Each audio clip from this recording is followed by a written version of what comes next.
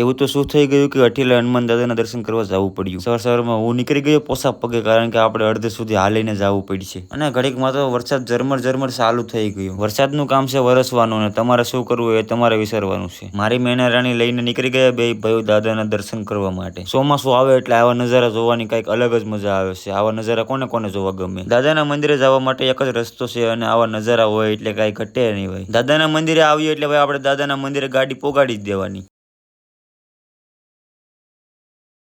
દાદાના મંદિરે આવો એટલે ગમે એવા દુઃખ ભાગી જાય. તો હાલો પહેલા હું દર્શન કરી લઉં, પછી તમને પણ દાદાના દર્શન કરાવું. માથે દાદાનો હાથ હોય એટલે એને આગળ આવતા કોઈ રોકી ન શકે. અને એક દિવસ મારું પણ નામ હશે. મેં તો દર્શન કરી લીધા, તમને પણ દાદાના દર્શન કરાવો. કોમેન્ટ બોક્સમાં જય અઠીલા હનુમાન દાદા લખવાનું ભૂલતા નહીં. મારા ઠેલામાં ભાઈ નાસ્તો પડ્યો હતો, એટલા માટે અમે બે ભાઈઓ કરવા લાગ્યા નાસ્તો. જાફરાબાદમાં અમે આવી ગયા ભાઈ બોલવીટા પીવા માટે. બોલવીટા પીવાની મજા કંઈક અલગ જ હતી, કારણ કે ભાઈ સ્પોન્સર અમારા નરેશભાઈ હતા. મીના રાણીને હવે હમડીએ મેકી દીધી ને પછી હું નીકળી ગયો પોસા પગે. મારા મમ્મીએ દાળ ભાત બનાવ્યા હતા, એટલા માટે હું બેઠી ગયો પછી દાળ ભાત ખાવા માટે. જો તમને વિડીયો પસંદ આવ્યો હોય તો લાઈક કરી, ફોલો કરી, નાની અમથી કોમેન્ટ કરી અને ફોલો કરતા જાજો.